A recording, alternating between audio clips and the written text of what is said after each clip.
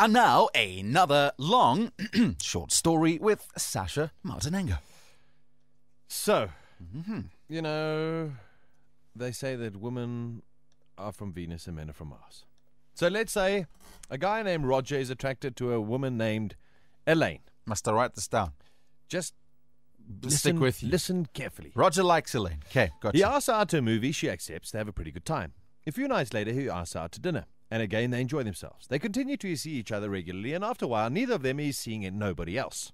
Or anybody else. Then, one evening when they're driving home, a thought occurs to Elaine, and without really thinking, she says it aloud. Do you realize that as of tonight, we've been seeing each other for exactly 6 months? Sure. And then there's a silence in the car. To Elaine, it seems like a very loud silence. She thinks to herself, geez, I wonder if it bothers him that I said that. Maybe he's feeling confined by our relationship. Maybe he thinks I'm trying to push him into some kind of obligation that he doesn't want or isn't sure of. And Roger's thinking, gosh, 6 months.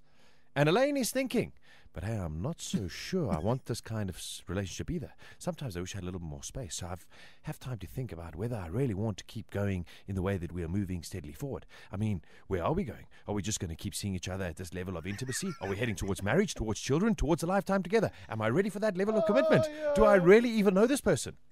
And Roger's thinking, so that means it was, let's see, February when we started going out, which was the night I had the car at the dealers, which means, let me check the odometer. Whoa, I'm overdue for an oil change.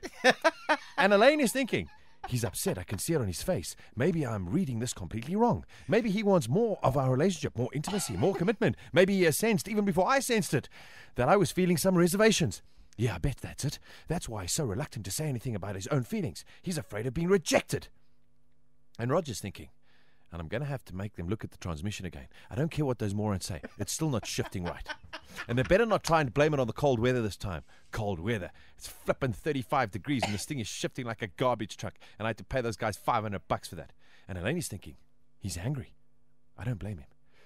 I'd be angry too if I felt so guilty putting him through this, but I can't help the way I feel. I'm just not sure. And Roger's thinking, they'll probably say it's only a 90-day warranty, the scumbags. And Elaine is thinking, maybe I'm just too idealistic, waiting for a knight to come riding on this white horse while I'm sitting right next to a perfectly good person, a person I enjoy being with, a person I can truly care about, a person who seems so truly to care about me, a person who's in pain because of my self-centered schoolgirl romantic fantasy. And Roger's thinking, warranty. They want a warranty. I'll give them a warranty. I'll take that warranty and stick it up there. Roger, Elaine says aloud. What? Says Roger, startled.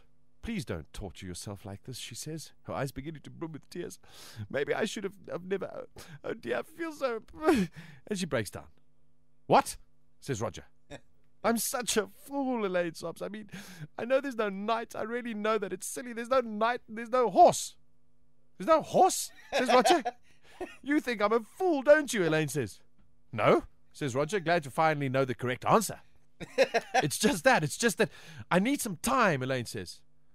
There's a 15-second pause while Roger, thinking as fast as he can, tries to come up with a safer response. Finally, he comes up with one that says, yes. Elaine, deeply moved, touches his hand. Oh, Roger, do you really feel that way? She says, what way? The way about time, says Elaine. Oh, says Roger. Yes. Elaine turns to face him and gazes deeply into his eyes, causing him to become nervous about what she might say next, especially if it involves a horse. At last she speaks. Thank you, Roger, she says. Thank you, says Roger. Then he takes her home, and she lies in her bed, a conflicted, tortured soul, and weeps until dawn.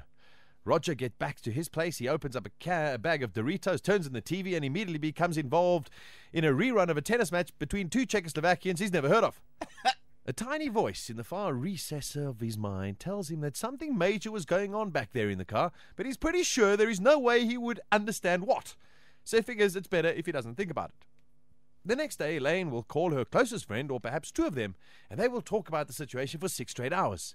In painstaking detail, they will analyze everything she said and everything he said, going it over time and time again, exploring every word, expression, and gesture for nuances of meaning, considering every possible ramification.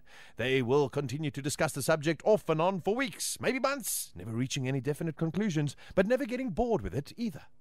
Meanwhile, Roger, while playing racquetball one day with a mutual friend of his and Elaine's, pauses just before serving, frowns and says, "Norm, did Elaine ever own a horse?" And that is the difference between men and women. Oh, that's brilliant. That is absolutely brilliant. And you know what? It's all true. Exactly.